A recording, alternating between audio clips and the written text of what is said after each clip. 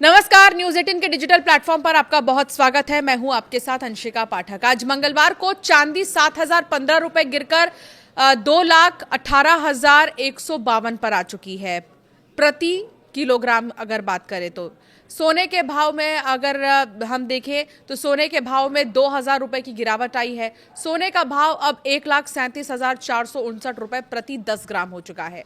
वैश्विक बाजारों में जारी उतार चढ़ाव के बीच सोने और चांदी की कीमतों में बड़ी गिरावट दर्ज की गई है। सुरक्षित निवेश माने जाने वाले सोने पर इस बार दबाव साफ दिखाई दे रहा है, जिससे कि निवेशकों की चिंता बढ़ गई है। ब्लूमबर्ग की रिपोर्ट के अनुसार अंतर्राष्ट्रीय बाजार में सोने की कीमत करीब 3.8% तक गिरकर $4,320 प्रति औंस तक पहुंच गई है, जो पिछले साल के स्तर के आसपास है। लगातार 8 सत्रों से जारी गिरावट ने बाजार को चौंका दिया है और इसे कई दशकों की बड़ी गिरावटों में गिना जा रहा है। घरेलू बाजार में क्या हाल है, आइए आपको ये बताते हैं। भारतीय कमोडिटी बाजार में भी इसका सीधा असर देखने को मिला है।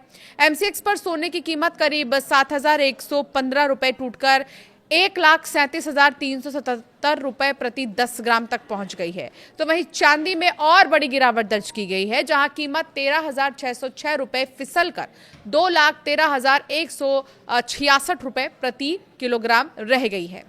सिंगापुर बाजार में स्पॉट गोल्ड 3.3% गिरकर $4,343 प्रति औंस पर आ गया है, जबकि चांदी भी 3.4% की गिरावट के साथ $65.61 पर पहुंच गई है।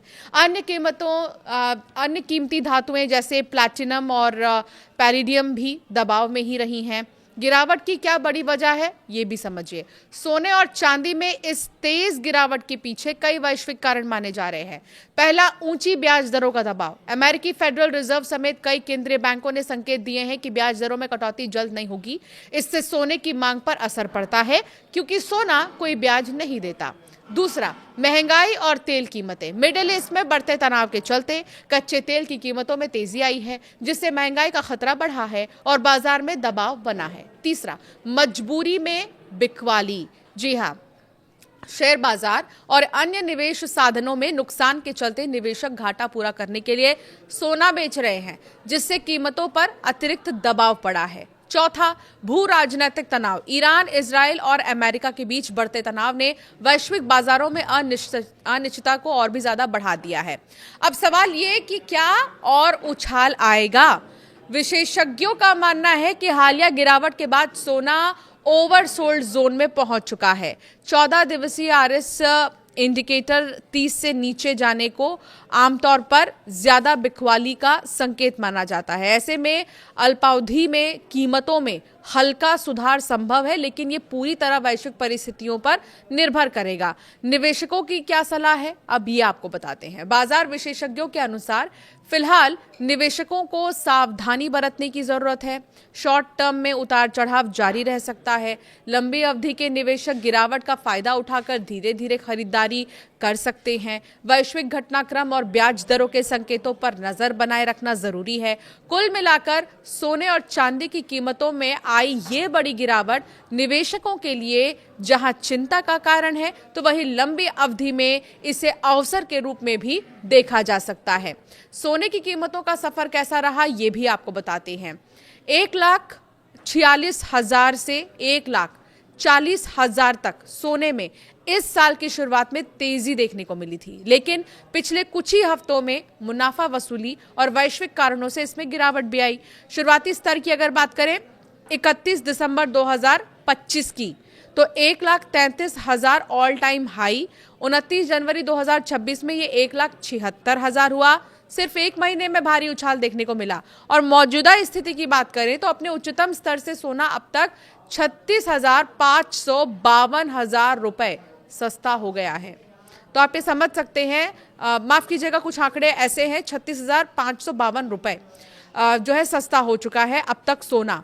चांदी की कीमतों की अगर बात करें तो 3,86,000 रुपए से 19,000 तक का सफर चांदी ने देखा है। चांदी में सोने के मुकाबले बहुत ज्यादा उतार चढ़ाव देखने को मिले। ये अपने ऑल टाइम हाई से बहुत तेजी से नीचे आई है। शुरुआती स्तर की अगर बात करें 31 दिसंबर 2025 की, तो चांदी की कीमत 2,30,000 रुपए थी, ऑल टाइम हाई। और 29 जनवरी 2026 की अगर बात करें तो 3,86,000 तक चांदी चली गई थी। ये ऐतिहासिक बढ़त माना गया। और अगर गिरावट की बात करें तो पिछले 53 दिन में चांदी 1,67,000 रुपए सस्ती हुई है। गिरावट के मुख्य कारण है मेटल छोड़कर कैश पर भरोसा। आमतौर पर जंग के माहौल में सोने और चांदी के दाम बढ़ते हैं, लेकिन इस बार स्थिति थोड़ी अलग है।